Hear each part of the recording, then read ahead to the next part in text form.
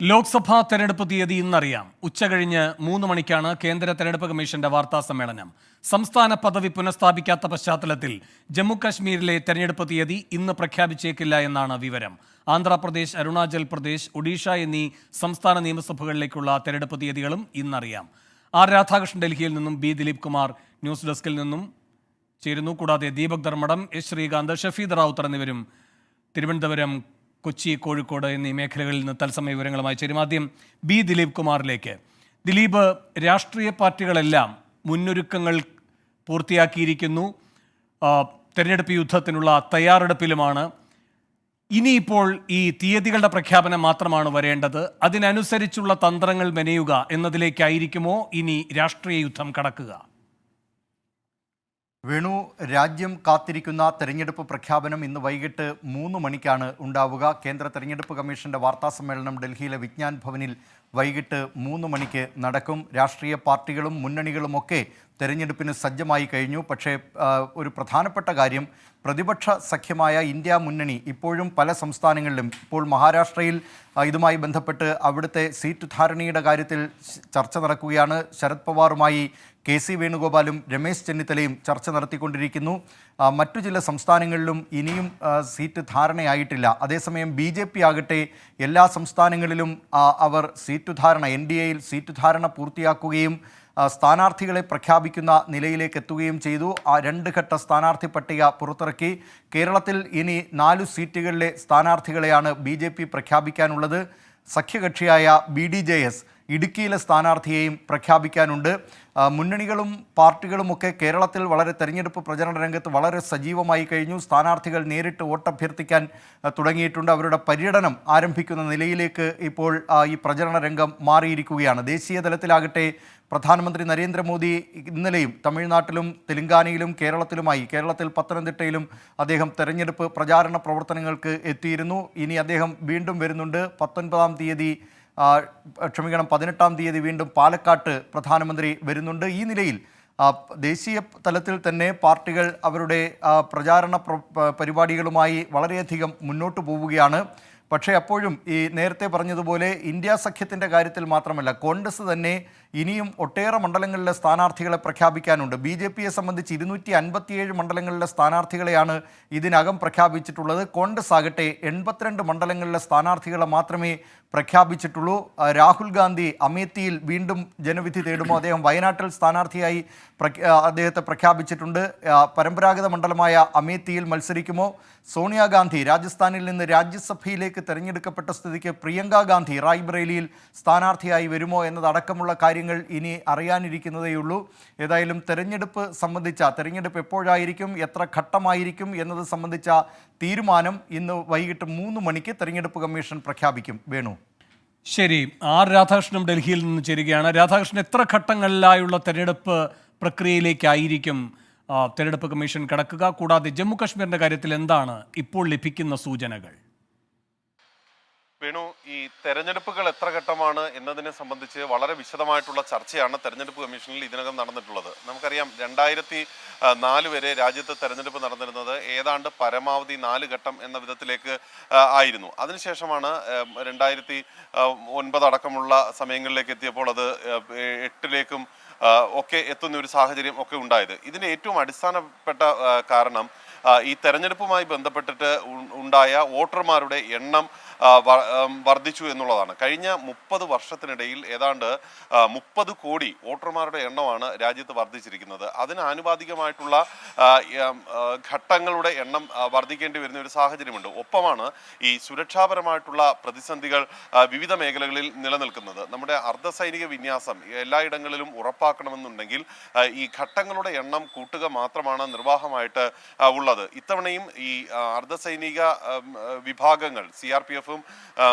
അടക്കമുള്ള അർദ്ധസൈനിക വിഭാഗങ്ങൾ ആവശ്യപ്പെട്ടിരിക്കുന്നത് 10ഓളം ഘട്ടങ്ങളിലായിട്ട് നടത്തണം എന്നുള്ള ആവശ്യമാണ് അവർ മുന്നോട്ട് വെച്ചിരിക്കുന്നത്. കാരണം അവർക്ക് വിന്യാസം ആ വിധത്തിൽ പൂർത്തിയാക്കാൻ. പക്ഷേ തെരഞ്ഞെടുപ്പ് കമ്മീഷനെ സംബന്ധിച്ച് നിലവിലുള്ള സാഹചര്യത്തിൽ ഈ പ്രഖ്യാപന തീയതി തന്നെ, തെരഞ്ഞെടുപ്പ് പ്രഖ്യാപിക്കാനുള്ള തീയതി തന്നെ ഏറെ വൈകിയിരിക്കുന്നു. അതുകൊണ്ട് ഇനി ഈ ഘട്ടങ്ങളുടെ എണ്ണം വർദ്ധിപ്പിച്ച് പ്രക്രിയയുടെ ദൈർഘ്യം കൂട്ടാനായിട്ട് സാധിക്കില്ല. കാരണം ലോക്സഭയുടെ കാലാവധി പൂർത്തിയാകുന്നതിന് മുമ്പ് ഈ നടപടിക്രമങ്ങളെല്ലാം അവസാനിക്കും. തീരുമാനിക്കണം. അതുകൊണ്ട് തീർച്ചയായിട്ടും 10-ൽ താഴെയുള്ള ഘട്ടമായിരിക്കും അത്.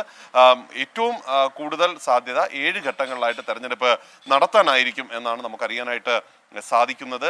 ജമ്മു കാശ്മീരിന്റെ കാര്യത്തിൽ സുപ്രീം കോടതി സംസ്ഥാന പദവി ജമ്മു കാശ്മീരിന് തിരിച്ചു നൽകണമെന്നുള്ള നിർദ്ദേശം നൽകിയിരുന്നു. അതിന് സമാനമായിട്ടുള്ള ചില നീക്കങ്ങളും അത് ഉടൻ പ്രാവർത്തികമാക്കും, അത് ഇന്നലെയോ അല്ലെങ്കിൽ ഇന്നോ ആ പ്രഖ്യാപനം ഉണ്ടാകും എന്നൊക്കെയാണ് കരുതിയിരുന്നത്. പക്ഷേ ഇന്ന് ഇതേ സമയം വരെ അത്തരത്തിലുള്ള ഒരു വിജ്ഞാപനം ഇറങ്ങിയിട്ടില്ല. അതിൻ്റെ അർത്ഥം ജമ്മു കാശ്മീരിലെ തെരഞ്ഞെടുപ്പ് ഈ സാഹചര്യത്തിൽ ഇനി സംസ്ഥാന പദവി തിരിച്ചു കിട്ടാതെ ഈ നിയമസഭാ തെരഞ്ഞെടുപ്പ് അവിടെ നടക്കും എന്ന ഒരു രീതിയിലേക്ക് ചിന്തിക്കേണ്ട, അഥവാ അങ്ങനെയൊന്നും ഉണ്ടാകില്ല എന്നാണ് നമുക്ക് അനുമാനിക്കാൻ സാധിക്കുന്നത്. മാത്രമല്ല ലോക്സഭാ തെരഞ്ഞെടുപ്പിനൊപ്പം നിയമസഭാ തെരഞ്ഞെടുപ്പ് ജമ്മു കാശ്മീരിൽ നടത്തുന്നത് സുരക്ഷാ വെല്ലുവിളി ഉണ്ടാക്കുമെന്ന് സുരക്ഷാ ഏജൻസികൾക്ക് അഭിപ്രായമുണ്ട്. അവർ അക്കാര്യം തെരഞ്ഞെടുപ്പ് കമ്മീഷനെ അറിയിക്കുകയും ചെയ്തിട്ടുണ്ട്.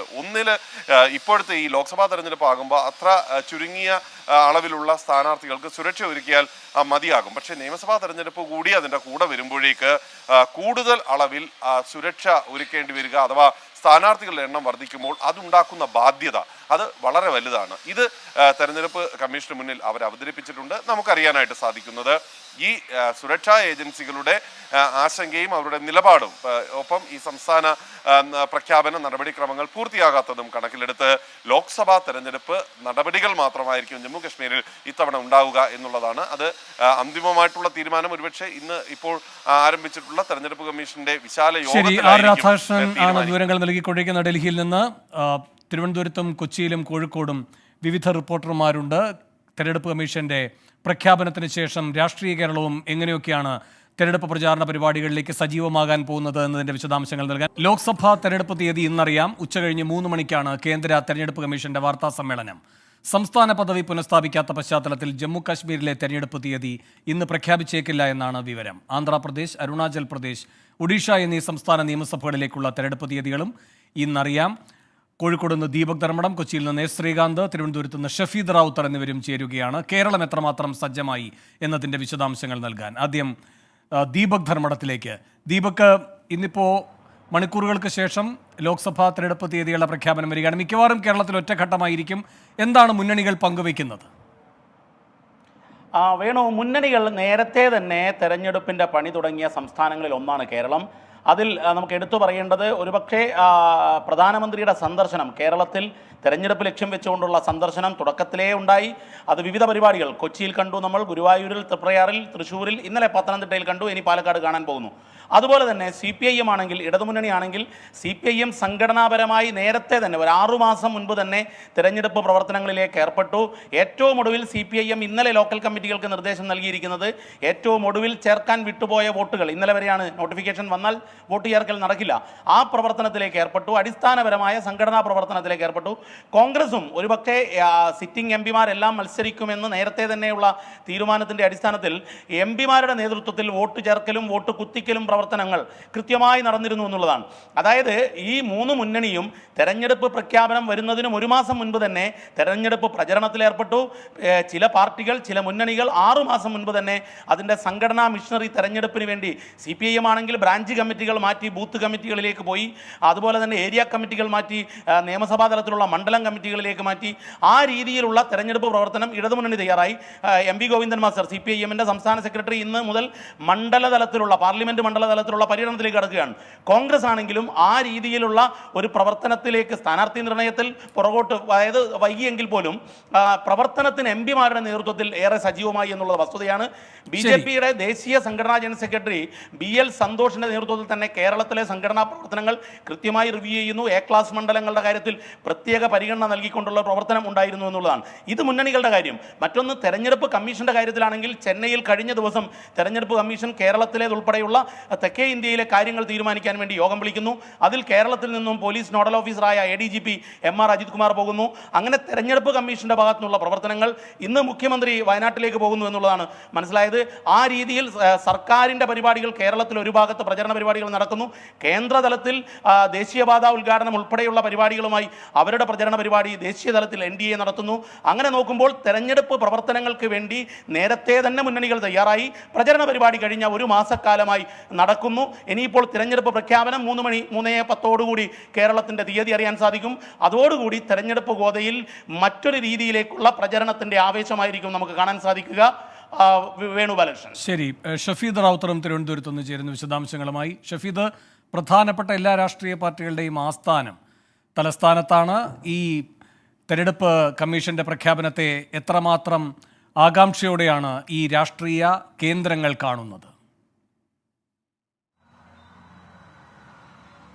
നമുക്കറിയാവുന്ന പോലെ തന്നെ ദേശീയ തലത്തിലും സംസ്ഥാന തലത്തിലും കേരളത്തിലാണെങ്കിലും വലിയ രാഷ്ട്രീയ ശ്രദ്ധ ആകർഷിക്കാൻ പോകുന്ന ഒരു തെരഞ്ഞെടുപ്പാണ്. ഈ തെരഞ്ഞെടുപ്പ് പ്രഖ്യാപനത്തിന് മുൻപ് തന്നെ 3 മുന്നണികളും അവരുടെ ആദ്യഘട്ട പ്രചരണത്തിലേക്ക് കളം പിടിച്ച് കഴിഞ്ഞു എന്നുള്ള കാര്യം നമ്മൾ കഴിഞ്ഞ ദിവസങ്ങളൊക്കെ കണ്ടതാണ്. കഴിഞ്ഞ തവണ കേരളത്തെ സംബന്ധിച്ച് 20-ൽ 19 UDF-നൊപ്പം നിന്നു. ഒരൊറ്റ സീറ്റ് മാത്രമായിരുന്നു LDF-നൊപ്പം ഉണ്ടായിരുന്നത്. ആ ദുരനുഭവം മുന്നിൽ കണ്ടുകൊണ്ട് ഇക്കുറി LDF കുറച്ച് ഒരു മുഴം നീട്ടിയെറിഞ്ഞിരുന്നു. സ്ഥാനാർത്ഥി നിർണയം അടക്കമുള്ള കാര്യങ്ങൾ മുൻപേ നിശ്ചയിച്ച തെരഞ്ഞെടുപ്പ് പ്രചാരണ പരിപാടികളുമായി ആദ്യഘട്ടത്തിൽ സജീവമായത് ഇടതുമുന്നണിയാണ്. ശേഷം പ്രശ്നങ്ങളുണ്ടെങ്കിലും മുന്നണിയിലെ പ്രശ്നങ്ങൾ അടക്കമുള്ള കാര്യങ്ങൾ പരിഹരിച്ചുകൊണ്ട് തൊട്ടു പിന്നാലെ UDF-ഉം ആ തെരഞ്ഞെടുപ്പ് പ്രചരണ രംഗത്ത് സജീവമാകുന്നത് നമ്മൾ കണ്ടതാണ്. പ്രധാനമന്ത്രി അടക്കം സംസ്ഥാനത്തിറക്കി. BJP-യും അവരുടെ കൺവെൻഷനുകൾ കൊഴുപ്പിച്ചു. മാത്രമല്ല രാഷ്ട്രീയമായി പല വിധത്തിലുള്ള വിഷയങ്ങൾ ഉയർത്തിക്കൊണ്ട് BJP-യും ഇതിനോടകം തന്നെ തെരഞ്ഞെടുപ്പ് ഗോതയിൽ സജീവമാണ്. ഇനി ഔദ്യോഗികമായി തെരഞ്ഞെടുപ്പ് പ്രഖ്യാപനം വന്നു കഴിഞ്ഞാൽ ദീപക് ധർമ്മടം സൂചിപ്പിച്ചതുപോലെ തന്നെ ആ ആവേശം അതിന്റെ മറ്റൊരു ഘട്ടത്തിലേക്ക് കടക്കുമെന്നുള്ള കാര്യത്തിൽ തർക്കമില്ല. ഇതിനോടകം തന്നെ പല വിഷയങ്ങൾ ചർച്ചയായിട്ടുണ്ട്. മുൻപ് ദിലീപ് കുമാർ സൂചിപ്പിച്ചതുപോലെ തന്നെ ഇന്ത്യ മുന്നണി അത് കേരളത്തെ സംബന്ധിച്ച് ദേശീയ തലത്തിൽ അവർ നിലവിലിപ്പോൾ മുന്നോട്ട് വെച്ചിരിക്കുന്ന നയങ്ങൾ, ആശയങ്ങൾ അതടക്കമുള്ള കാര്യങ്ങൾ ഫോളോ ചെയ്യാൻ കഴിയില്ല എന്നുള്ള അഭിപ്രായം ഇതിനോടകം തന്നെ പല നേതാക്കളും ഉന്നയിച്ചിട്ടുണ്ട്. CPM സംസ്ഥാന സെക്രട്ടറി തന്നെ ഇന്ത്യ മുന്നണിയിലെ വിശ്വാസക്കുറവ് കഴിഞ്ഞ ദിവസം ചൂണ്ടിക്കാണിച്ചു. അപ്പോൾ സ്വാഭാവികമായും ദേശീയ തലത്തിൽ ഇന്ത്യ മുന്നണി മുന്നോട്ട് വയ്ക്കുന്ന രാഷ്ട്രീയത്തെ കേരളത്തിലടക്കം ഏത് രീതിയിൽ പ്രതിഫലിപ്പിക്കാൻ കഴിയുമെന്നുള്ളത് ഒന്നാമത്തെ ശ്രദ്ധ. രണ്ടാമത്തേത് പൗരത്വ ഭേദഗതി നിയമം അടക്കമുള്ള വിഷയങ്ങൾ ഇതിനോടകം കേരളത്തിൽ സജീവ ചർച്ചാ വിഷയമാക്കിയിട്ടുണ്ട്. ന്യൂനപക്ഷങ്ങളെ അനുകൂലമാക്കാനുള്ള ഒരു നീക്കം അല്ലെങ്കിൽ ന്യൂനപക്ഷങ്ങളെ അനുകൂലമാക്കാനുള്ള വീണ് കിട്ടിയ ഒരു ഘടകമെന്ന നിലയിൽ സ്വാഭാവികമായും അതിനെ ഉപയോഗിക്കുമെന്നുള്ള കാര്യത്തിൽ തർക്കമില്ല. ഭരണ പ്രതിപക്ഷ വാക്പോര് ഈ പൗരത്വ ഭേദഗതിയുമായി ബന്ധപ്പെട്ട് ഇതിനോടകം തന്നെ ആരംഭിച്ചിട്ടുണ്ട്. അതിന്റെ ഏറ്റവും കൊടുമുടിയിലേക്ക് എത്തുന്ന ഒരു സാഹചര്യത്തിൽ കൂടിയാണ് തെരഞ്ഞെടുപ്പ് പ്രഖ്യാപനം എന്നുള്ളതും ഏറ്റവും ശ്രദ്ധേയമായിട്ടുള്ള കാര്യം. ഏതായാലും തെക്കൻ കേരളത്തെ സംബന്ധിച്ചാണെങ്കിലും വലിയ തരത്തിലുള്ള ആവേശച്ചൂടിലേക്ക് തെരഞ്ഞെടുപ്പ് ആരവം പോയിട്ടുണ്ട്. ഇക്കുറി പരമാവധി സീറ്റ് പിടിക്കാൻ LDF ലക്ഷ്യം വെക്കുമ്പോൾ സിറ്റിംഗ് MP-മാരെ കൈവിടാതിരിക്കാൻ മണ്ഡലങ്ങളിൽ കൂടുതൽ പ്രവർത്തനം എന്നുള്ളത് UDF മുന്നോട്ട് വയ്ക്കുന്നു. തിരുവനന്തപുരത്തും തൃശൂരിലുമെങ്കിലും താമര വിരിയിക്കാനുള്ള നീക്കം അത് NDA-യുടെ ഭാഗത്ത് നിന്നും ഉണ്ടാകും. വേണു. ശരി, ശ്രീകാന്തും കൊച്ചിയിൽ നിന്ന് ചേരുന്നു. ശ്രീകാന്ത്, 3 മണിക്ക് പ്രഖ്യാപനം വരുന്നതോടുകൂടി കേരളത്തിന്റെ ഏറ്റവും വലിയ രാഷ്ട്രീയ യുദ്ധത്തിലേക്കുള്ള കൗണ്ട് ഡൗൺ തുടങ്ങുകയാണ്. മധ്യ കേരളത്തിൽ മുന്നണികൾ എത്രത്തോളം സജ്ജമാണ്?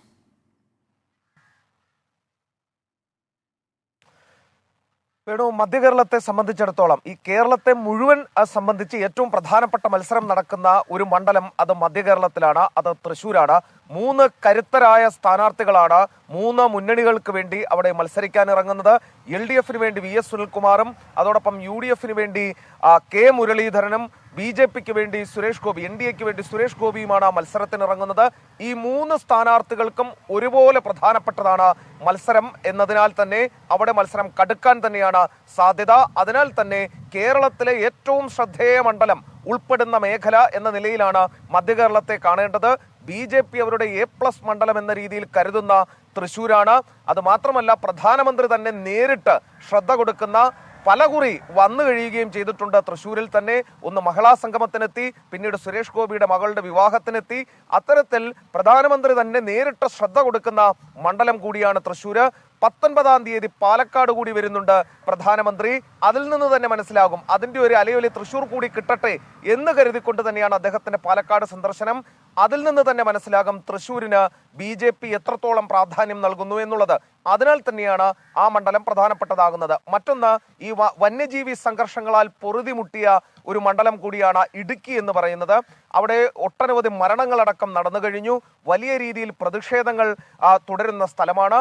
ആ വിഷയമടക്കം എങ്ങനെ പ്രതിഫലിക്കും എന്നുള്ളത് കാത്തിരുന്നു തന്നെ കാണേണ്ടതാണ്. അത്തരത്തിൽ ആ വിഷയം ചർച്ചയാകാൻ പോകുന്ന സ്ഥലം കൂടിയാണ് ഇടുക്കി എന്ന് പറയുന്നത് അതും സർക്കാരിനെ സംബന്ധിച്ച്, സംസ്ഥാന സർക്കാരിനെ സംബന്ധിച്ച് വലിയ തോതിൽ പ്രതിരോധത്തിലാക്കുന്ന കാര്യമാണ്. മറ്റൊന്ന്, കേരള കോൺഗ്രസുകൾ തമ്മിൽ ഏറ്റുമുട്ടുന്ന കോട്ടയമാണ്. നേരത്തെ തോളിൽ കൈയിട്ട് നടന്നവർ ഇപ്പോൾ ഇരുചേരിയിലായി നിന്ന് ഏറ്റുമുട്ടാൻ പോകുന്നു എന്നുള്ള ഏറ്റവും പ്രധാനപ്പെട്ട കാര്യം കോട്ടയത്ത് നടക്കാൻ പോകുന്നു. ആ രീതിയിൽ പ്രാധാന്യം അർഹിക്കുന്നതാണ് അവിടം. ആലത്തൂർ എടുക്കുകയാണെങ്കിൽ സിറ്റിംഗ് മന്ത്രി തന്നെ ആ മണ്ഡലത്തിലെത്തി മത്സരത്തിനിറങ്ങുന്നു എന്നൊരു പ്രത്യേകത കൂടി ആലത്തൂർ മണ്ഡലത്തിനുണ്ട്. അത്തരത്തിൽ പ്രാധാന്യം അർഹിക്കുന്ന ഒട്ടനവധി മണ്ഡലങ്ങൾ കൂടിച്ചേരുന്ന സ്ഥലമാണ് മധ്യകേരളം.